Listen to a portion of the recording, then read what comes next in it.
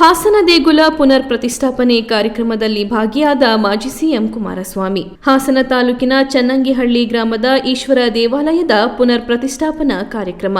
ಮುಂಜಾನೆಯೇ ದೇವಾಲಯದ ಕಾರ್ಯಕ್ರಮದಲ್ಲಿ ಭಾಗಿ. ಇಂದಿನಿಂದ ರಾಜ್ಯ ಬಜೆಟ್ ಅಧಿವೇಶನ ಆರಂಭಕ್ಕೂ ಮುನ್ನ ತವರು ಜಿಲ್ಲೆಯ ಕಾರ್ಯಕ್ರಮದಲ್ಲಿ ಭಾಗಿಯಾದ ಎಚ್ಡಿಕೆ. ಕಾರ್ಯಕ್ರಮದಲ್ಲಿ ಭಾಗಿಯಾದ ಶಾಸಕ ಸ್ವರೂಪ್ ಪ್ರಕಾಶ್, ಮಾಜಿ ಶಾಸಕ ಎಚ್.ಕೆ. ಕುಮಾರಸ್ವಾಮಿ ಸೇರಿ ಹಲವರು ಭಾಗಿ. ಇದೇ ಸಂದರ್ಭ ಮಾಧ್ಯಮದೊಂದಿಗೆ ಮಾತನಾಡಿದ ಎಚ್ಡಿಕೆ, ಹಾಸನ ಮಂಡ್ಯ ಬಿಜೆಪಿಗೆ ಟಿಕೆಟ್ ನೀಡುವಂತೆ ರಾಜ್ಯ ಬಿಜೆಪಿ ಪ್ರಧಾನ ಕಾರ್ಯದರ್ಶಿ ಪ್ರೀತಂ ಗೌಡ ಒತ್ತಾಯ ವಿಚಾರ. ಅವರನ್ನೇ ನಿಲ್ಲಿಸಬೇಕೆಂದರೆ ನಿಲ್ಲಿಸೋಣ, ಅವರೇ ನಿಲ್ಲಬೇಕು ಎನ್ನುವ ಆಸೆ ಇದ್ದರೆ ಚರ್ಚೆ ಮಾಡೋಣ. ನಾವು ಅವರು ಅಣ್ಣ ತಮ್ಮಂದಿರ ತರ ಹೋಗಬೇಕಲ್ವಾ? ಪಾಪ ಯಾರ್ಯಾರೋ ಅವರ ಮನಸ್ಸಿನ ಮೇಲೆ ಪರಿಣಾಮ ಆಗುವ ಹಾಗೆ ಹೇಳ್ತಾರೆ. ಅವರಿಗೆ ಇನ್ನು ಯಂಗ್ ಏಜ್, ಪಾಪ ಮಾತನಾಡುತ್ತಾರೆ, ಮಾತಿನ ಬಿರುಸು. ಅವರು ಒಬ್ಬ ನಮ್ಮ ತಮ್ಮ ಅಲ್ವೇ, ಕುಳಿತು ಸರಿ ಮಾಡೋಣ, ಅದೇನು ಸಮಸ್ಯೆ ಇಲ್ಲ ಎಂದರು. ಅವರು ನಮ್ಮ ಸ್ನೇಹಿತರೆ, ಅವ್ರನ್ನೇ ನಿಲ್ಲಿಸಬೇಕು ಅಂದ್ರೆ ನಿಲ್ಸೋಣ, ಬನ್ನಿ. ಅವರೇ ನಿಲ್ಲಬೇಕು ಅನ್ನೋ ಆಸೆ ಚರ್ಚೆ ಮಾಡೋಣ, ಅವ್ರನ್ನ ನಿಲ್ಲಿಸ್ಬೇಕು ನಿಲ್ಸೋಣ. ಈಗ ನಾವು ಅವರು ಅಣ್ಣ ತಮ್ಮದ ತರ ಹೋಗ್ಬೇಕಲ್ವಾ?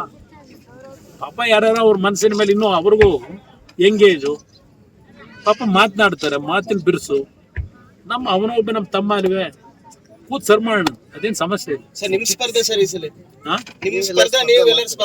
ಸ್ಪರ್ಧೆ ಮಾಡ್ಬೇಕು ಅಂತ ನಿಮ್ಮ ಆಸೆ ಇದೆಯಾ? ರಾಜ್ಯ ಬಿಟ್ಟು ನಾನು ಯಾಕೆ ಕಳಿಸ್ತೀನಿ, ನಾನು ರಾಜ್ಯದಲ್ಲಿ ಇರೋಣ ಅಂತ ಇದೆ. ಎಲ್ಲಾ ಕಡೆ ಕೇಳ್ತಾರೆ, ಎಲ್ಲಾ ಕಡೆಯಿಂದಲೂ ಇಲ್ಲ ನೀವು ಬಾರಿ ನಿಂತರೆ ಕೇಂದ್ರದಲ್ಲಿ ಮಂತ್ರಿ ಆಗ್ತೀರಿ, ರಾಜ್ಯಕ್ಕೆ ಒಳ್ಳೇದಾಗುತ್ತೆ, ನಿಲ್ಬೇಕು ಅಂತಾರೆ. ನಾನು ಆ ವಿಷಯದಲ್ಲಿ ಈ ಕ್ಷಣದವರೆಗೂ ಯಾವುದೂ ತೀರ್ಮಾನಗಳು ಮಾಡಿಲ್ಲ. ಈಗ ತುಮಕೂರಿನಲ್ಲೂ ಬರಬೇಕು ಅಂತಾರೆ, ಚಿಕ್ಕಬಳ್ಳಾಪುರದಲ್ಲಿ ನೀವೇ ಕ್ಯಾಂಡಿಡೇಟ್ ಆಗ್ಬೇಕು ಅಂತಾರೆ, ಆ ಬೆಂಗಳೂರು ಗ್ರಾಮಾಂತರ ನೀವೇ ನಿಲ್ಬೇಕು ಅಂತಾರೆ, ಮಂಡ್ಯ ನಿಲ್ಬೇಕು ಅಂತಾರೆ. ಇಲ್ಲ ಇಲ್ಲಿ ನಮ್ಮ ಹಾಸನ ಜಿಲ್ಲೆಯಲ್ಲಿ ದೇವೇಗೌಡರು ಬರದೆ ನಿಲ್ತಾ ಇದ್ರಿ ಬಾರಿ, ನೀವೇ ಬಂದ್ಬಿಡಿ ಅಂತಾರೆ. ಅಭಿಮಾನದಲ್ಲಿ ಮಾತನಾಡ್ತಾರೆ. ಹಾಗಂತೇಳಿ ಎಲ್ಲ ಕಡೆ ನಾನೇ ನಿಲ್ಲಕ್ಕಾಗತ್ತಾ? ರಾಜ್ಯ ಬಜೆಟ್ ಅದರಿಂದ ಮುಂದೆ ನೋಡೋಣ ಏನೇನ್ ಮಾಡ್ಬೇಕು. ಗ್ಯಾರಂಟಿ ಯೋಜನೆಗಳ ನಡುವೆ ರಾಜ್ಯ ಬಜೆಟ್ ಸಕ್ಸಸ್.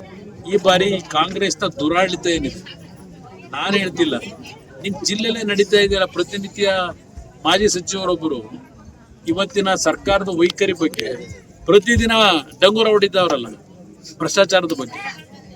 ಇಲ್ಲಿಯ ಮಾಜಿ ಸಚಿವರೊಬ್ರು ಕಾಂಗ್ರೆಸ್ನವ್ರು, ಅವ್ರ ಪಕ್ಷದವ್ರು ಏನೋ ಆಣೆ ಮಾಡಬೇಕು ಅಂತ ಈಗೇನೋ ನೆನ್ನೆ ಹೇಳೋರು ಉಸ್ತುವಾರಿ ಸಚಿವರು ಆಣೆ ಮಾಡ್ಲಿ ಅಂತ ಇಲ್ಲ ಅಲ್ವಾ? ಆಣೆಗಿಣೆ ಏನ್ ಮಾಡಿದ್ರೆ ಏನಾಯ್ತದ ಅವೆಲ್ಲ? ಇವತ್ತು ಇರ್ತಕ್ಕಂಥ ವಾಸ್ತವಾಂಶ ನಿಮ್ ಕೆಂಪಣ್ಣ ಅದೇನೋ ಈಗ ಹೇಳ್ತಾರೆ, ಸಾಕ್ಷಿ ಕೊಡ್ಲಿ ಅಂತಾರೆ ಮುಖ್ಯಮಂತ್ರಿಗಳು. ಇದೇ ಕೆಂಪಣ್ಣಂದು ಹೇಳಿಕೆ ಇಟ್ಕೊಂಡೆ ಬಿಜೆಪಿ ಸರ್ಕಾರದ ವಿರುದ್ಧ 40% ಸರ್ಕಾರ 40% ಸರ್ಕಾರ ಅಂತ ಹೇಳಿ PCM ಮೇಲೆ ಅಂಟಿಸ್ಕೊಂಡು ಹೋಗ್ಲಿಲ್ವಾ? ಆಗ ಯಾವ ದಾಖಲೆ ಇಟ್ರು? ಈಗ ಅದೆಂತದ ಕೆಂಪಣ್ಣದ ದಾಖಲೆ ಇದ್ರೆ ಯಾವ್ದೋ ಕಮಿಟಿ ಮಾಡೋರಂತಲ್ಲ, ಆ ಕಮಿಟಿ ಮುಂದೆ ಕೊಡ್ಲಿ ಅಂತ ಹೇಳ್ತಾರೆ. ಮತ್ತೆ ಇಷ್ಟು ದಿವ್ಸ ನೀವು ಡಂಗೂರ ಹೊಡೆದ್ರಲ್ಲ ಸರ್ಕಾರ ತರಬೇಕಾದ್ರೆ 40% ಸರ್ಕಾರ 40% ಸರ್ಕಾರ ಅಂತೇಳಿ. ಈಗ ನಿಮ್ ಬಗ್ಗೆನೂ ಇದೇ ಕತೆ ಬರ್ತಾನೆ ಬಂದಿರೋದು. ಅದರಿಂದ ಇಲ್ಲಿ ಈ ಎಲ್ಲ ವಿಷಯಗಳನ್ನ ಚರ್ಚೆ ಮಾಡೋಣ. ಇಲ್ಲಿ ಸೀಟ್ ಹಂಚಿಕೆ ಏನಿದೆ, ಸೀಟ್ ಹಂಚಿಕೆಯಲ್ಲಿ ಯಾವುದೇ ರೀತಿಯ ಗೊಂದಲಗಳಿಲ್ಲ. ನಮಗೆ ಬೇಕಾಗಿರೋದು ಭ್ರಷ್ಟ ಸರ್ಕಾರ ತೆಗಿಬೇಕು, 28ಕ್ಕೆ 28 ಸ್ಥಾನ ತರಬೇಕು. ಯಾವ ಒಂದು ಲೋಕಸಭಾ ಸದಸ್ಯರುಗಳು ಇವತ್ತು ಕರ್ನಾಟಕದಲ್ಲಿ ಧ್ವನಿ ಎತ್ತಿಲ್ಲ ಅಂತ ಹೇಳ್ತಾ ಇದ್ದಾರೆ, ಇದೇ ದೇವೇಗೌಡರ ನಾಯಕತ್ವದಲ್ಲಿ ಇವತ್ತೇನು NDA ಅಲಯನ್ಸ್ ಆಗಿದ್ದೇವೆ, ರಾಜ್ಯಕ್ಕೆ ಕಳೆದ 75 ವರ್ಷದಲ್ಲಿ ಏನು ಅನ್ಯಾಯಗಳಾಗಿದೆ ಆ ಅನ್ಯಾಯಕ್ಕೆ ಪರಿಹಾರ ತರತಕ್ಕಂಥದ್ದೇ ನಮ್ಮ ಪಕ್ಷದ ಒಂದು ಕಮಿಟ್ಮೆಂಟ್ ಈ ರಾಜ್ಯದ ಜನತೆಗೆ. ಇದರಿಂದ ಇಲ್ಲಿ ಸೀಟಿನ ಹಂಚಿಕೆ ಎಷ್ಟು ಸೀಟು ಅನ್ನೋದು ಮುಖ್ಯ ಅಲ್ಲ. ಇವತ್ತು 28ಕ್ಕೆ 28 ಸ್ಥಾನ NDA ಪಕ್ಷದ ಗೆಲ್ಲಬೇಕು ಅಂತಕ್ಕಂಥದ್ದು. ಈಗ ಸ್ಟ್ರೈಕ್ ಮಾಡ್ತಾರೆ ಅಲ್ವಾ? ಕೇಂದ್ರ ಸರ್ಕಾರದಿಂದ ನಮ್ಗೆ ಅನುದಾನ ಬರಲಿಲ್ಲ ಅಂತ ಹೇಳಿ. ಈ ಸಿಸ್ಟಮ್ ಪ್ರಾರಂಭ ಆಗಿದ್ದು ಯಾವಾಗ? ಕೇಂದ್ರ ಸರ್ಕಾರ ರಾಜ್ಯ ಸರ್ಕಾರದ ಈ ಒಂದು ಭಾರತದ ಒಕ್ಕೂಟದ ವ್ಯವಸ್ಥೆನಲ್ಲಿ ಈ ರೀತಿಯ ಹಂಚಿಕೆ ವಿಷಯದಲ್ಲಿ ಈಗ ಏನು ದೊಡ್ಡ ಮಟ್ಟದ ದಾಳಿ ನಡೀತಾ ಇದೆ. ನಾನು ಸಿದ್ದರಾಮಯ್ಯನವ್ರಿಗೆ ಕೇಳಲಿಕ್ಕೆ ಬಯಸ್ತೀನಿ, ಈ ರಾಜ್ಯದಲ್ಲಿ ದಾಖಲೆಯ ಬಜೆಟನ್ನು ಮಂಡನೆ ಮಾಡಿರ್ತಕ್ಕಂಥ ಮುಖ್ಯಮಂತ್ರಿಗಳು ನೀವು ಅಲ್ವೇ? ಇವತ್ತು ನೀವು ಈಗ 15ನೇ ಹಣಕಾಸು ಆಯೋಗದಲ್ಲಿ ನಮ್ಗೆ ಅನ್ಯಾಯ ಆಗಿದೆ, ಕೇಂದ್ರ ಸರ್ಕಾರದಿಂದ ಅನ್ಯಾಯ ಆಗಿದೆ ಅಂತ ಈಗೇನು ಹೇಳ್ತಾ ಇದ್ದೀರಿ?